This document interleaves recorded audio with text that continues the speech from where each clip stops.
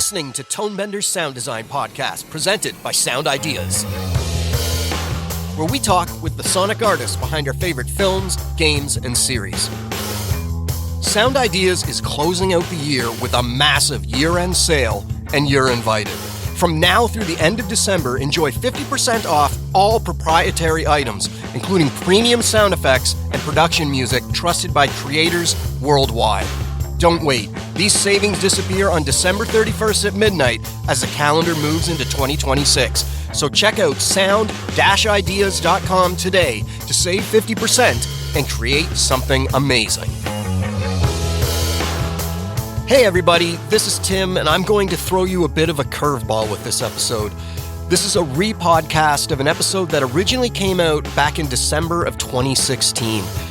It outlines a bit of a holiday tradition in my house that is kind of tangentially related to audio post-production, so I thought I would share it again. It's a reading of Dylan Thomas's A Child's Christmas in Wales, read by one of my first mentors in this industry, Patrick Spence-Thomas. The first part of the episode is me kind of setting up who Patrick was and his influence on the audio post world here in Canada. And then the second half is a recording Patrick made before his passing of one of his favorite stories. I hope everyone listening has a great holiday season. I have some big announcements coming up in the next little while, so please keep listening to Tonebenders. I cannot tell you how much it means to me that you tune in each week and follow along. Okay, now I'm going to throw it to me, or the 2016 version of me at least. I hope you all enjoy this one.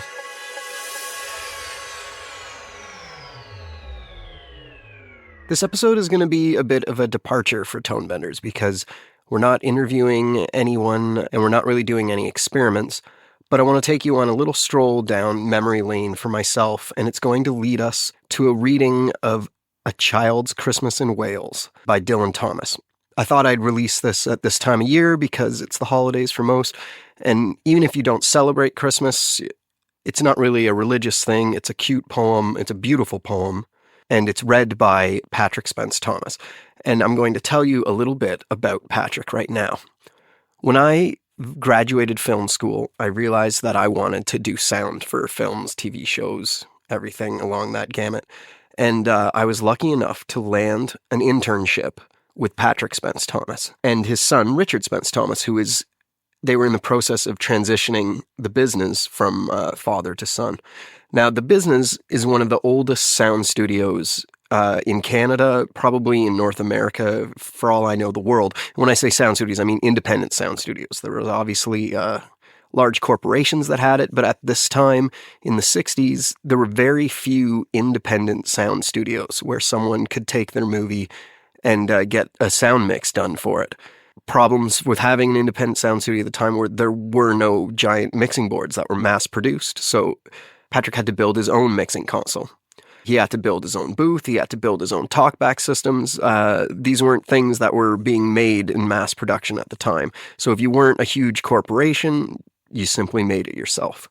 One of my favorite stories about his early mixing consoles that he built was he put a knob on the top of the console that had absolutely nothing attached to it on the bottom, and the knob was labeled noise filter.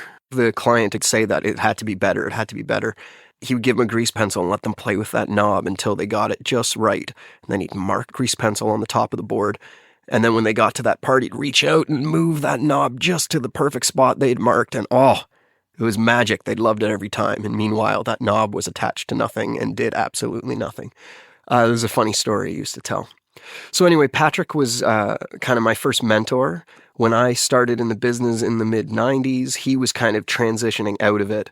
And he spent as much time regaling the clients with stories and keeping everyone happy as he did actually behind a board. By that point, his son, Richard, had kind of fully transitioned to doing most of the actual sound work. But Patrick specialized in making sure everyone felt welcome at all times. And one of his signature moves was whenever someone new walked in the room, he said hello in this very thick British accent, kind of, I can't do it justice, but kind of a hello, welcome.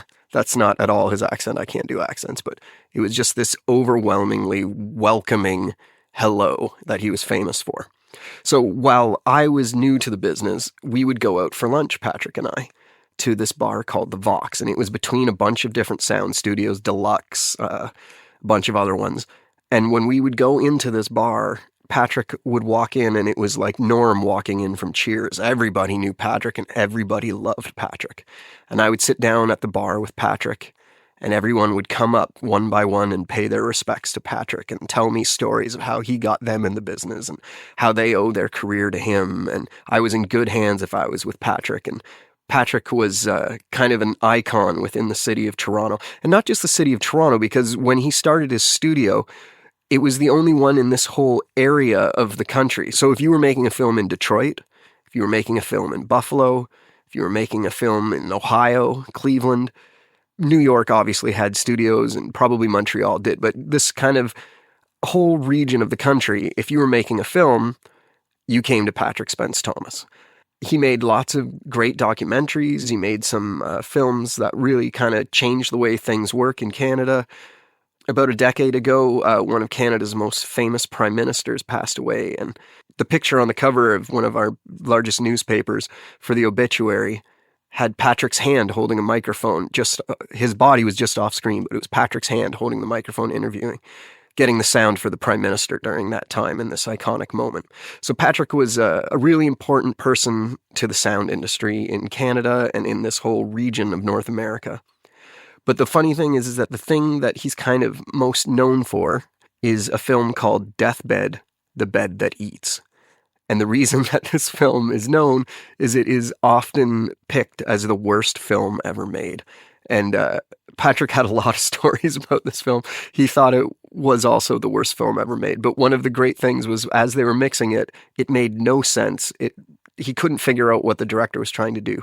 So Patrick, in the middle of the night while mixing it, decided to take things into his own hands and wrote a whole narration track for it to try and make things make sense, because the visuals made no sense. And he just simply recorded the narration track himself as a guide, and it ended up in the movie. So Patrick's voice is in the movie. I'll play you a little clip of that right now. He circled around and back, surrounding her in his form. Gently he blew through her hair, her mind, and her dreams. For her seduction, he decided to create a bed unique for the occasion. He called to her, knowing she had to come. He took a human form, except for his eyes, for a demon's eyes are always filled with blood. So as you can tell, there is a reason why that is on the list of many people's worst films ever made. It's essentially an unwatchable film, and because it's so unwatchable, it's actually been scanned and re-released in Blu-ray, and it makes its way through film festivals of the worst movies ever made, and it's kind of a joke, and it is fairly funny for what it is. But Patrick is both extremely embarrassed and kind of proud of his role with that film. Secondary kind of postscript to that is that he never really got paid for doing the sound on that movie. It was made in the 70s, and so somewhere around 2005, when the film started getting picked up in all these festivals and then ended up getting a re-release, the director actually sent Patrick a check for the work he did on it, 35 years later. So that was kind of a nice postscript to that. But in addition to his voice appearing in Deathbed, The Bed That Eats, many of you may have Patrick's dulcet tones in your own sound libraries. Through Sound Ideas, you can order a sound effects collection called Voice Box. And Patrick was one of the voices that they had come in and read things. So it's news reports and children's nursery rhymes and all these various different things. And you can hear Patrick's voice as one of the readers in that. So you might actually have him in your library. Little Jack Horner sat in the corner eating his Christmas pie. He put in his thumb and pulled out a plum and said, "What a good boy am I." Patrick sadly passed away in 2008. And we all miss him greatly. But one of the things that he did right before he passed, as his health was failing, he went into the studio and recorded a couple of his favorite stories. And one of them was A Child's Christmas in Wales by Dylan Thomas. And this has now become kind of a tradition in my family. Every year on Christmas Eve, when we're lying our heads down to go to bed, we play this recording of Patrick telling this story, and it often leads to good dreams and leads into, one of the best days of the year with Christmas and the kids and all that. So I just thought that maybe it might be nice for me to pass on this little tradition to you guys. So if you guys want to take a listen to Patrick Spence-Thomas reading A Child's Christmas in Wales by Dylan Thomas, it's kind of got a special place in my heart. And although this isn't necessarily, a sound design related thing, this is kind of a sound design icon for Canada, for this part of North America, so Americans included. And he's also just got a great voice. He was an extremely awesome person. And this is one way that I kind of try and remember him and honor his memory by listening to this and making it part of my holiday tradition. So again, feel free to take a listen to this, and I hope that you guys get a little something out of it, because it really is something that is important to me. So here we go. Patrick Spence-Thomas reading A Child's Christmas in Wales.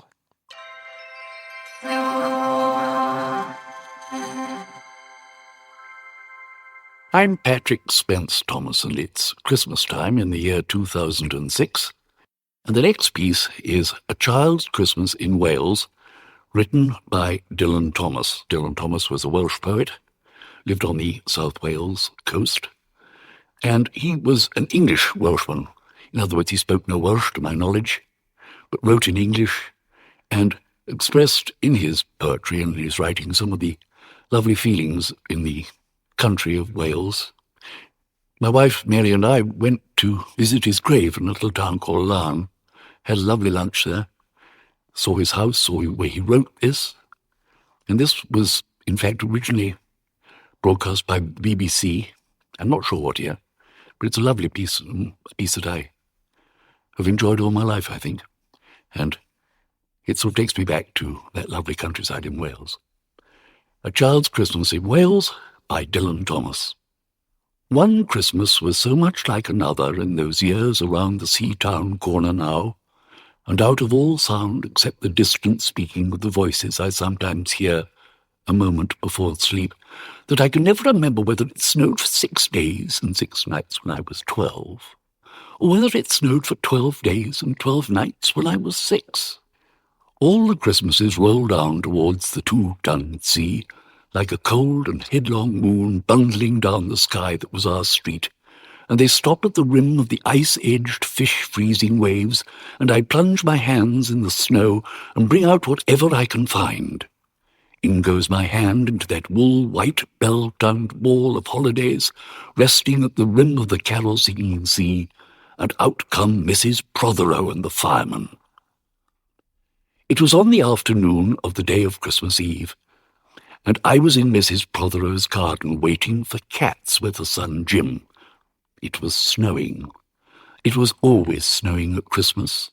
December in my memory is white as Lapland, though there were no reindeers. But there were cats. Patient, cold and callous, our hands wrapped in socks, we waited to snowball the cats. Sleek and long as jaguars and horrible-whiskered, spitting and snarling, they would slink and sidle over the white back garden walls, and the lynx-eyed hunters, Jim and I, fur-capped and moccasined trappers from Hudson's Bay, off Mumbles Road, would hurl our deadly snowballs at the green of their eyes. The wise cats never appeared. We were so still, Eskimo-footed Arctic marksmen in the muffling silence of the eternal snows, eternal ever since Wednesday, that we never heard Mrs. Prothero's first cry from her igloo at the bottom of the garden, or if we heard it at all, it was to us like the far-off challenge of our enemy and prey, the neighbour's polar cat. But soon the voice grew louder. "Fire!" cried Mrs. Prothero, and she beat the dinner gong. And we ran down the garden with the snowballs in our arms toward the house, and smoke indeed was pouring out of the dining room, and the gong was bombilating, and Mrs. Prothero was announcing ruin like a town crier in Pompeii. This was better than all the cats in Wales standing on the wall in a row. We bounded into the house laden with snowballs and stopped at the open door of the smoke-filled room. Something was burning all right. Perhaps it was Mr. Prothero, who always slept there after midday dinner with a newspaper over his face. But he was standing in the middle of the room saying, "A fine Christmas," and smacking at the smoke with a slipper. "Call the fire brigade," cried Mrs. Prothero as she beat the gong. "They won't be here," said Mr. Prothero. "It's Christmas." There was no fire to be seen, only clouds of smoke, and Mr. Prothero standing in the middle of them, waving his slipper as though he were conducting.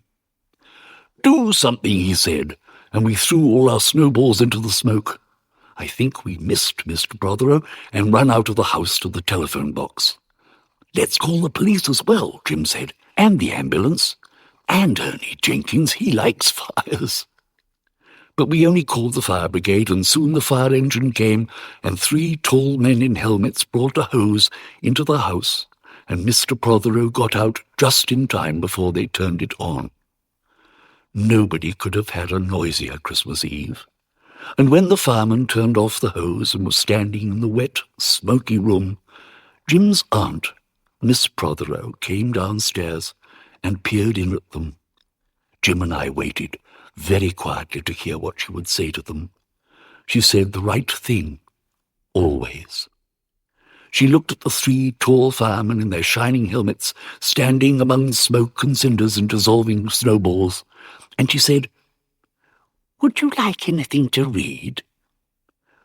Years and years ago, when I was a boy, when there were wolves in Wales and birds the colour of red flannel petticoats whisked past the harp-shaped hills, when we sang and wallowed all night and day in caves that smelt like Sunday afternoons, in damp front farmhouse parlours, and we chased with the jawbones of deacons, the English and the bears, before the motor car, before the wheel, before the duchess-faced horse, when we rode the daft and happy hills bareback, it snowed and it snowed. But here a small boy says, "It snowed last year too. I made a snowman and my brother knocked it down, and I knocked my brother down, and then we had tea." But that was not the same snow, I say. Our snow was not only shaken from whitewash buckets down the sky, it came crawling out of the ground and swam and drifted out of the arms and hands and bodies of the trees. Snow grew overnight on the roofs of the houses like a pure and grandfather moss, minutely ivied the walls and settled on the postman opening the gate like a dumb, numb thunderstorm of white, torn Christmas cards. Were there postmen then, too? With sprinkling eyes and wind-chillied noses, on spread, frozen feet, they crunched up to the doors and mittened on them manfully. But all that the children could hear was a ringing of bells. "You mean that the postman went rat-a-tat-tat and the doors rang?" "I mean that the bells the children could hear were inside them. I only hear thunder sometimes, never bells." "There were church bells, too? Inside them?" No, in the bat-black snow-white belfries tugged by bishops and storks, and they rang their tidings over the bandaged town, over the frozen foam of the powder and ice-cream hills, over the crackling sea. It seemed that all the churches boomed for joy under my window, and the weathercocks crew for Christmas on our fence. Get back to the postman. They were just ordinary postmen, fond of walking and dogs and Christmas and the snow. They knocked on the doors with blue knuckles. Ours has got a black knocker. And then they stood on the white welcome mat in the little rifted porches and huffed and puffed, making ghosts with their breath, and jogged from foot to foot like small boys wanting to go out. And then the presents. And then the presents after the Christmas box, and the cold postman, with a rose on his button nose, tingled down the tea-tray slithered run of the chilly, glinting hill. He went in his ice-bound boots like a man on fishmonger's slabs. He wagged his bag like a frozen camel's hump, dizzily turned the corner on one foot, and by God he was gone. Get back to the presents. There were the useful presents engulfing mufflers of the old coach days, and mittens made for giant sloths, zebra scarfs of a substance like silky gum that could be tug-of-warred down to the galoshes, blinding tam-o'-shanters like patchwork tea-cozies, and bunny-suited busbies and balaclavas for victims of head-shrinking tribes. From aunts always wore wool next to the skin. There were moustached and rasping vests that made you wonder why the aunts had any skin left at all. And once I had a little crocheted nose bag from an aunt now, alas, no longer whinnying with us. And pictureless books in which small boys, though warned with quotations not to, would skate on Farmer Giles's pond, and did, and drowned. And books that told me everything about the wasp, except why. Go on to the useless presents. Bags of moist and many-coloured jelly babies, and a folded flag, and a false nose, and a tram conductor's cap, and a machine that punched tickets and rang a bell. Never a catapult. Once by mistake that no one could explain, a small hatchet, and a cellular duck that made, when you pressed it, a most unduck-like sound, a mewing moo that an ambitious cat might make who wished to be a cow. And a painting book in which I could make the grass, the trees, the seas, and the animals any colour I pleased. And still the dazzling sky-blue sheep were grazing in the red field under the rainbow-billed and pea-green birds. Hard-boileds, toffee, fudge, and all sorts, crunches, cracknels, humbugs, glaciers, marzipan, and butter Welsh for the Welsh. And troops of bright tin soldiers who, if they could not fight, could always run. And snakes and families and happy ladders, and easy hobby games for little engineers complete with instructions. Oh, easy for Leonardo. And a whistle to make the dogs bark, to wake up the old man next door, to make him beat on the wall with his stick, to shake our pictures off the wall. And a packet of cigarettes. You put one in your mouth, and you stood at the corner of the street, and you waited for hours in vain for an old lady to scold you for smoking a cigarette. And then, with a smirk, you ate it. And then it was breakfast under the balloons. Were there uncles like at our house?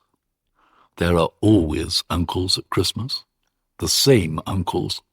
And on Christmas morning, with dog-disturbing whistle and sugar fags, I would scour the Swatch town for the news of the little world, and find always a dead bird by the white post office, or by the deserted swings. Perhaps a robin, all but one of his fires out.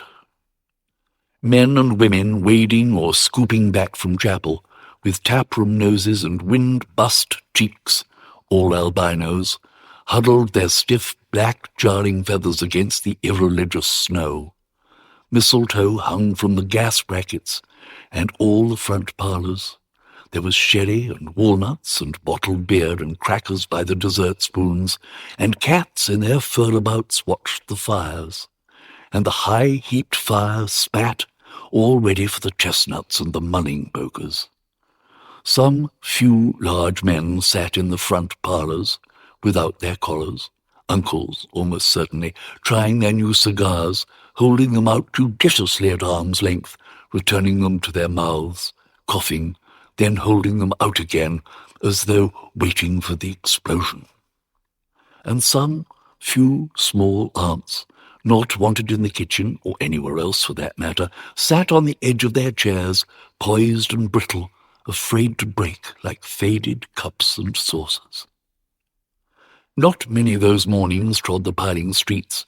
An old man, always fawn-bowlered, yellow-gloved, and at this time of year with spats of snow, would take his constitutional to the white bowling green and back, as he would take it wet or fine, on Christmas Day or Doomsday. Sometimes 2 hale young men with big pipes blazing, no overcoats, and wind-blown scarfs, would trudge unspeaking down to the forlorn sea, to work up an appetite, to blow away the fumes, who knows, to walk into the waves until nothing of them was left but the 2 curling smoke clouds of their inextinguishable briars. Then I will be slap-dashing home, the gravy smell of the dinners of others, the bird smell, the brandy, the pudding and mince, calling up to my nostrils, when out of a snow-clogged side lane would come a boy, the spit of myself, with a pink-tipped cigarette and the violet past of a black eye, cocky as a bullfinch, leering all to himself.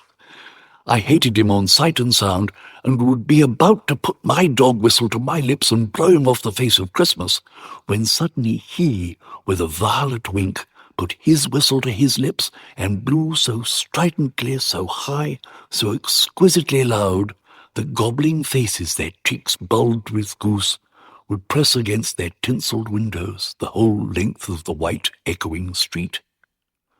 For dinner we had turkey and blazing pudding, and after dinner the uncles sat in front of the fire, loosened all buttons, put their large moist hands over their watch chains, groaned a little, and slept. Mothers, aunts, and sisters scuttled to and fro bearing tureens. Auntie Bessie, who had already been frightened twice by a clockwork mouse, whimpered at the sideboard and had some elderberry wine. The dog was sick.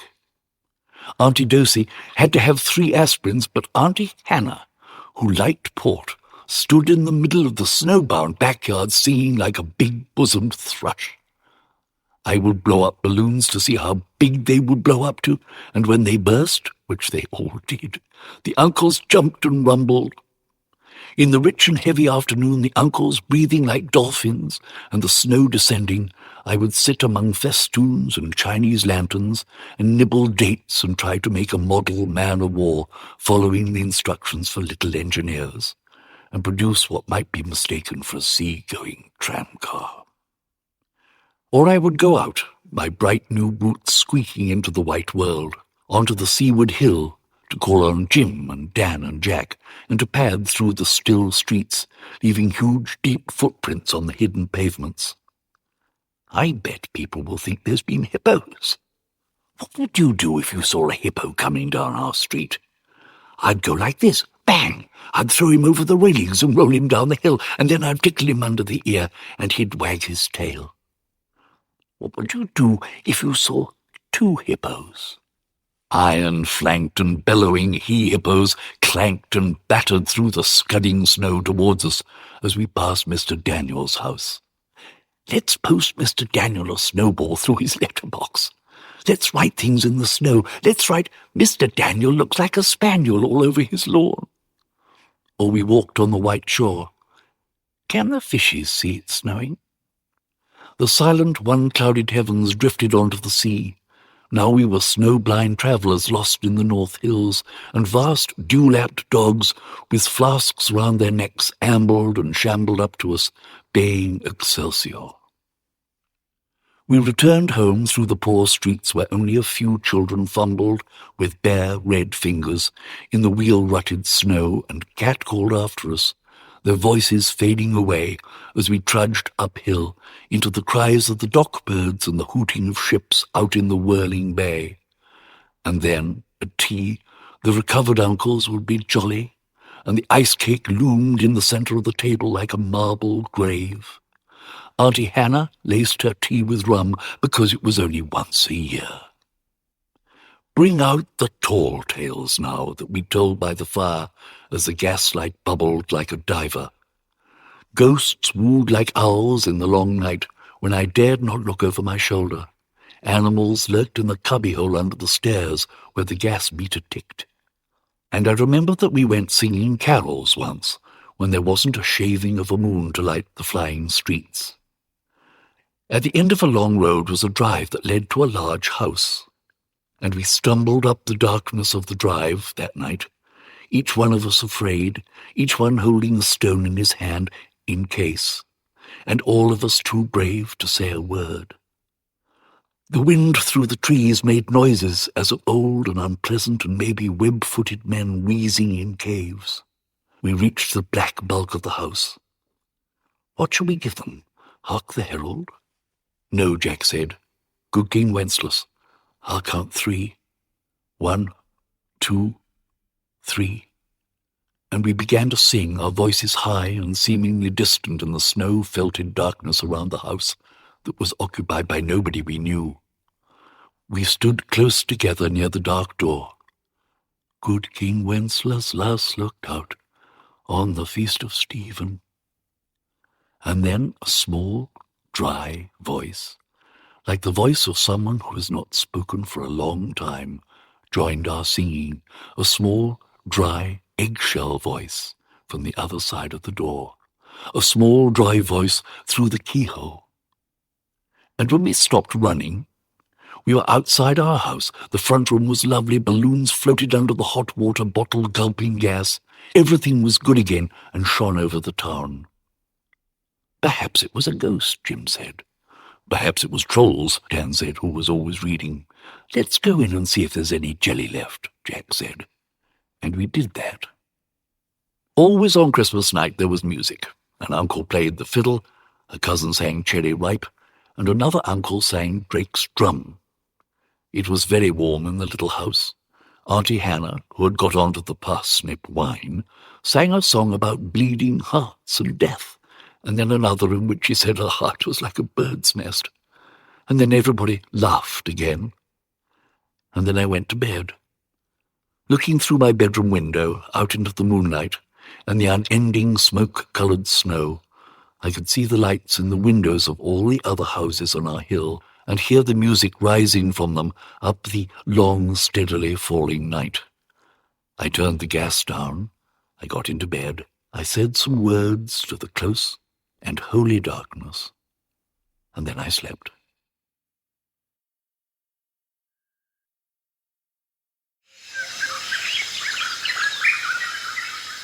George Vlad, Andy Martin, and Thomas Rex Beverly are three of the sound community's busiest field recordists, and they have joined forces again to raise money for environmental causes this holiday season. All three have a deep love for the natural world and actively work to conserve the soundscapes of nature through their field recordings. They are each offering up some of their recordings as prizes to bring the community together to help a great cause. There are 3 identical prizes to win, each worth more than $15,000. These prizes include huge collections of commercial sound effects libraries, a 1-hour call with each of the 3 organizers, and nature albums for casual listening. For every $5 you donate, you get an additional chance to win. So just head over to the Soundscape Fund, found on Thomas Rex Beverly's website, and choose your donation amount. The contest runs until December 28th, 2025, so hit the link in your podcast app's description for this episode for full details and to enter now.